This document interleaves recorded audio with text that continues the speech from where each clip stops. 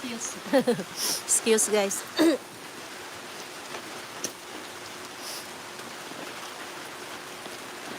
I drink one always guys, lemon juice with ginger. Then I'm eating mga kuan fruits. Apple, orange, grapes. And I don't like to eat rice man guys when I have a fever.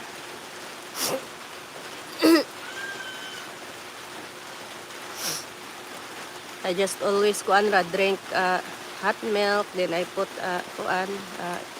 eating bread, then oatmeal, drink milk with honey inside. This can help.